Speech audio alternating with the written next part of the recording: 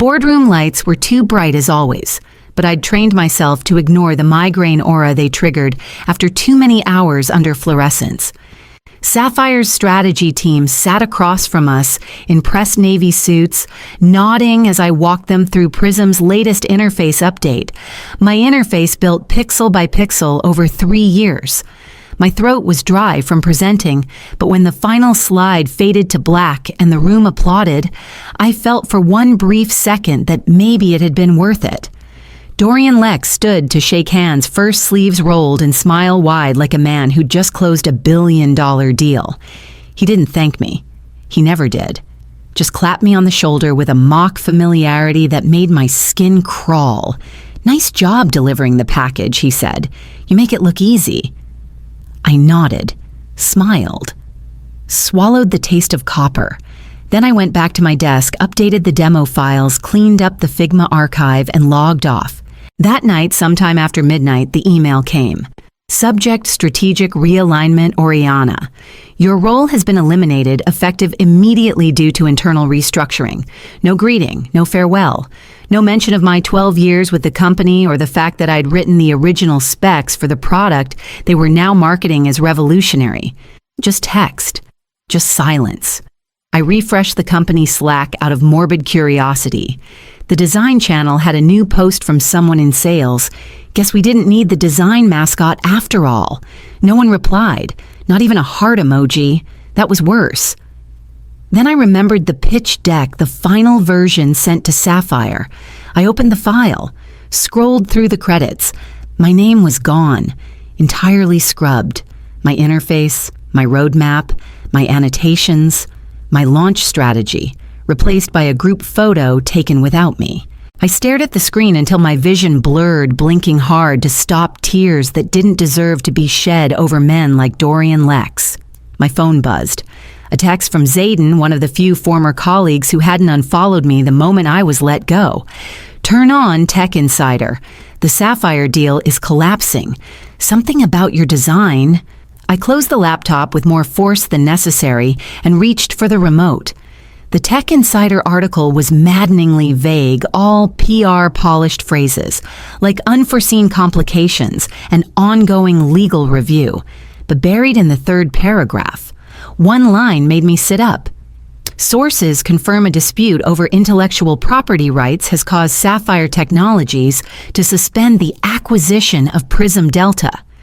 I barely had time to process that before Zayden texted again.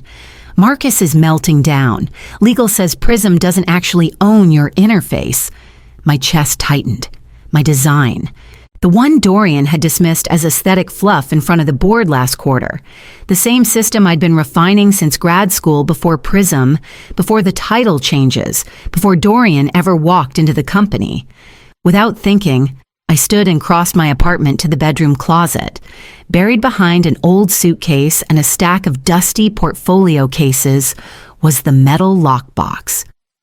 I hadn't opened it since Eleanor Vay's last day when they'd pushed her into early retirement under the same realignment they used on me. She had handed me the folder herself, her fingers shaking slightly but her voice steady. Just in case they try to rewrite the past, she'd said, "File it, protect it, don't assume anyone else will." I'd smiled at her then, humoring what I thought was paranoia, but now I snapped open the box with trembling hands. Inside was the patent application stamped dated and filed naming me as principal designer of the UX architecture now known internally as Delta Core. Eleanor had even included her witness statement. Along with it, my original employment agreement where she'd help me negotiate a carve-out for pre-existing intellectual property and academic work. My grad thesis had become the engine of Prism's entire platform. And no one, not Marcus, not Dorian, not the entire legal team, scrambling at Prism HQ had bothered to secure the rights. I stared at the document spread across my bed, heart pounding, the gravity settling in like fresh concrete. I hadn't just been laid off, I'd been erased from something I legally owned. And someone was finally realizing that. I couldn't stop replaying that day in the boardroom. I had led the demo. I had built the architecture scripted. The flow ensured the prototype didn't crash mid-presentation. When the Sapphire execs nodded and took notes, I thought maybe finally I'd be acknowledged. But as soon as the meeting ended, Dorian stepped forward, shook their hands, and thanked them for trusting our vision. Our, his favorite pronoun, his least earned one. He'd once introduced me to a VC as part of the support staff behind our visuals. Visuals, not architecture, not product logic, not the ecosystem I had designed. I stared down at the patent folder again and felt something stir in me. Not rage, something cleaner, sharper. I opened a new browser tab and searched for intellectual property lawyers in Chicago. After skimming a dozen corporate gloss sites, I clicked on one that was simple but clean. Sonia Verma Esquerns specialized in design patents and creative IP law. Her CV was impressive. MIT, Stanford Law. Clients who had created and been robbed of things they built. I booked a consult for the next morning. When we met on Zoom, I scanned my documents into a drive folder for her. She reviewed them silently, glasses low on her nose. When she finally looked up, she said, "They never secured full rights. And you retained authorship. You have leverage, possibly enough to stall the acquisition or destroy it." I leaned back in my chair and let that settle. 12 years of skipped holidays, weekends blurred into slide decks, staying late while Dorian took credit on investor calls. Now I was a footnote, non-essential. Later that afternoon, a courier dropped off a certified letter from Prism. Heavy envelope, crisp seal. It read like a lawyer had swallowed a thesaurus. But the gist was clear. They wanted to discuss ownership concerns regarding my work in person amicably. I didn't answer. I didn't even call Sonia, not yet. Instead, I pulled out my sketchbook. Not the company-issued one with Prism's embossed logo, my real one. The one I hadn't opened in years, and I began to draw. The pages of my sketchbook weren't filled with interfaces. This time, they were filled with structure. Flowcharts, brand matrices, vision pillars. I wasn't mapping out a product. I was designing a company. At the top of one page, I wrote a name. Venn Interface Lab. It felt right. Not flashy, not corporate. Just clean, intentional, human. I drew modular teams, sketched how we'd scale offerings, how we'd pitch licensing tiers instead of selling anything outright. I diagrammed an onboarding funnel, mapped a prototype support system, and built out a pricing logic framework. And when I paused to take a breath, something shifted. I wasn't trying to prove I still mattered. I was building something that couldn't be taken from me. Around midnight, I called Sonia. She picked up on the first ring. I'm thinking of licensing it, not selling, under my own firm. There was a long silence on the other end. Then her voice softened. That's not just doable, it's smart. If you own the IP, you get to define the relationship. No one can write you out again. For the first time in days, I let myself smile. I wasn't just the designer they fired. I was the gatekeeper of what they tried to sell and failed to secure. Back at my desk, I opened a blank document and began outlining a licensing proposal. Tiered options, long-term partnerships, custom integrations. That's when my phone buzzed. Lyric Moss. A name I hadn't heard in nearly a year. The same person who once told me in a leadership retreat that I didn't have the sharpness to run a room. Her message was short. Saw the headlines. Prism's unraveling. Any room on your team. I stared at the screen for a long time. There was no apology, and just a question. Just a door creaked open by someone who once helped close mine. I didn't reply right away. I turned back to the sketchbook where I'd just drawn a hiring roadmap. Then I flipped to a fresh page and began outlining a portfolio presentation for Sapphire Technologies. Sonia and I sat in the sleek conference room at Sapphire Technologies' glass walls overlooking Lake Michigan, the skyline a quiet silhouette beyond. I expected a show of power, an air of corporate control, but the room felt deliberately plain, no nonsense, no theatrics. It reminded me of the way I used to design dashboards, functional, efficient, clear. Diane Chen entered without a smile but with intent. Chief Strategy Officer. Every bit as sharp as her reputation suggested. She took her seat, nodded once, and folded her hands. We're aware, she said without preamble, that Prism Delta may have misrepresented their ownership of the interface system. Her tone was crisp, measured. We've confirmed you are the patent holder. I nodded. That's correct. She tilted her head. Given the significance of your role in the product and its strategic value, we'd like to offer you a position at Sapphire. Competitive salary, resources, full integration into our leadership team. It was generous. Thoughtful even. And 5 years ago, I might have said yes before she finished the sentence. But I wasn't here to be absorbed. I appreciate that I said calm but certain. But I'm not looking to be hired. I'm here to propose a licensing agreement. Diane's eyebrows rose slightly, but she didn't interrupt. I founded my own design firm, Venn Interface Lab. I'm offering Sapphire an exclusive license to the Delta Core system, along with long-term customization support. Version updates, UX consulting, scalability, architecture, everything Prism couldn't provide because they never really built it. Sonia slid the proposal across the table, 20 pages, clean, bound, ready. Diane leafed through the pages slowly. Her expression didn't change, but I could see the calculations happening behind her eyes.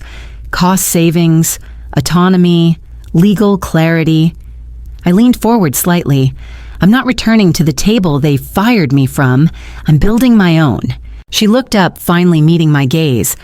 I'll need our legal and product teams to review this, she said. Of course, I replied.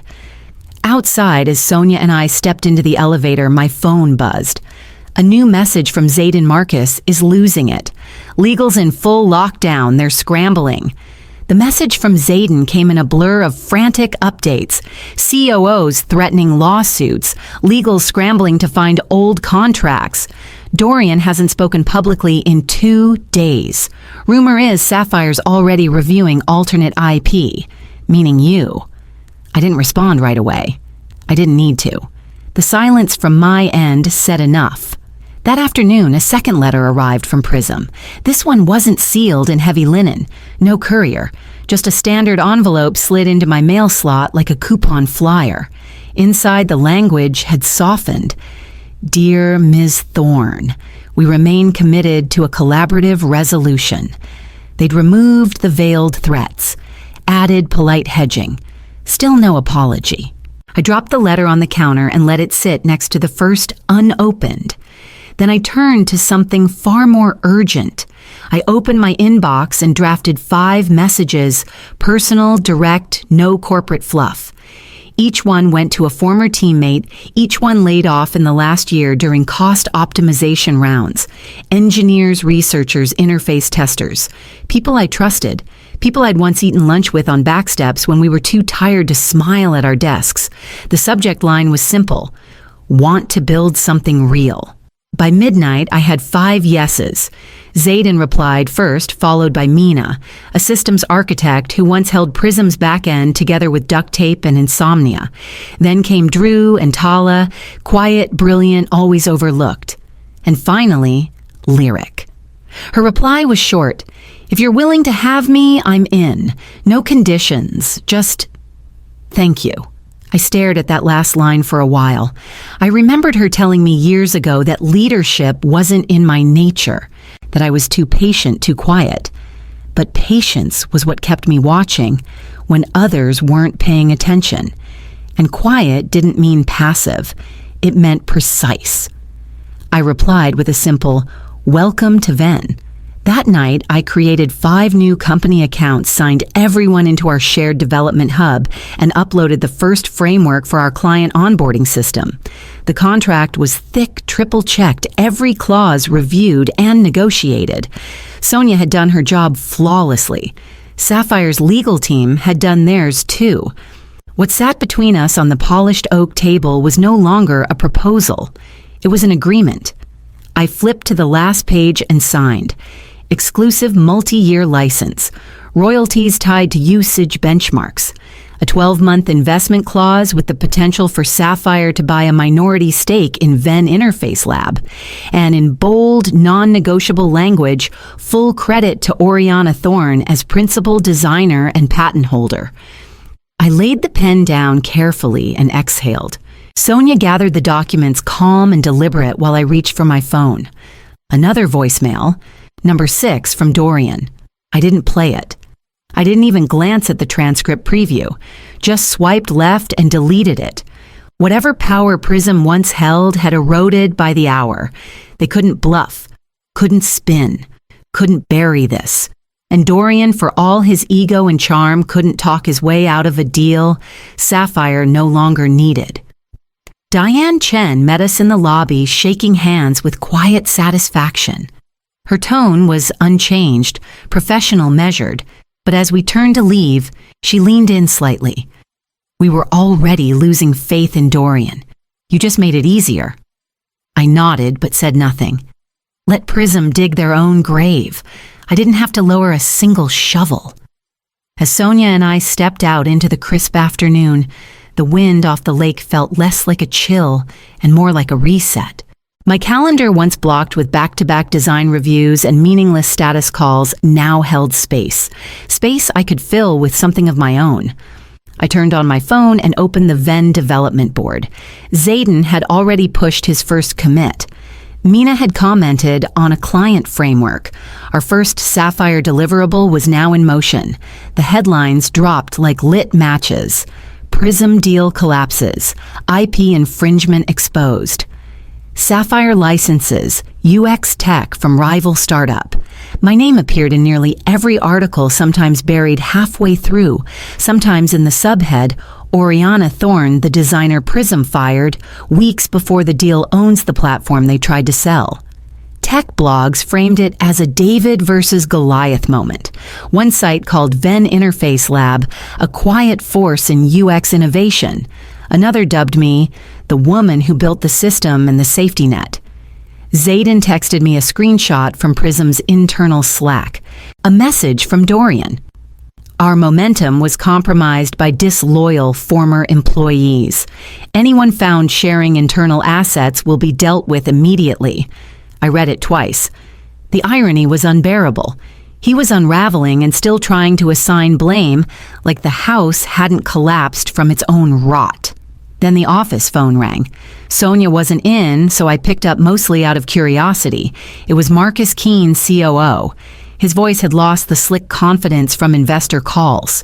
Now it was clipped tight. We'd like to acquire Venn Interface Lab. Full buyout. Name your number. I let the silence stretch just long enough to hurt. Then I said it plainly. You can't buy back what you call decoration. He didn't respond. I heard a faint exhale, the creak of a leather chair. Then the line went dead. I stood there for a moment, not triumphant, not shaken, just steady. I'd wasted too many years trying to prove value to people who had already decided I was expendable. There was no satisfaction in watching them fall. There was only clarity. I turned back to my laptop. The first Sapphire prototype was testing well. Zayden and Mina were deep in iteration notes. Lyric had drafted a client, onboarding template that frankly outperformed Prism's entire success team. An alert pinged on my screen, a new message from a design director at Embermark, a mid-tier firm looking for licensing options. We moved into the new space on a Monday morning just as the sun cleared the rooftops over West Loop. The loft wasn't big, but it breathed. Exposed brick, warm wood, tall windows that didn't buzz or flicker. No mission statements on the walls, no badge scanners. Just open air and whiteboards. Zayden set up camp near the windows, sketching wireframes like he had back in our first year at Prism, before the corporate layers buried his instinct under protocol. Mina brought her own monitor from home, joking that she didn't trust rental pixels. Lyric, once so polished and distant, now led brainstorms with a kind of calm ferocity that I hadn't seen in her before. She listened more than she spoke. She smiled rarely, but when she did, it felt earned. We launched the Sapphire project 12 days after signing, ahead of schedule. under budget. Their product team called the experience startlingly efficient. Diane sent us a follow-up note. You've built something that works like we always hoped Prism would. The inbox began to change, not just press and praise, but inquiries, startups, mid-tier agencies, 2 enterprise clients. They weren't just interested in the tech. They wanted the people, the ones Prism overlooked, the ones I gathered quietly without ceremony or applause. Each morning I came in early and watched the team settle into their routines. No fear, no eggshells, just confidence, ownership, relief. It wasn't just a company, it was refuge.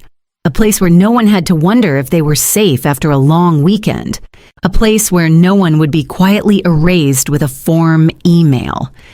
One afternoon, I caught Zayden pausing at the entryway, looking around like he couldn't believe it was real. I knew the feeling. It hadn't faded. On Friday, Mina presented a feature prototype that made Sapphire's engineers gasp on a demo call. They asked to schedule a follow-up on Monday. I said yes.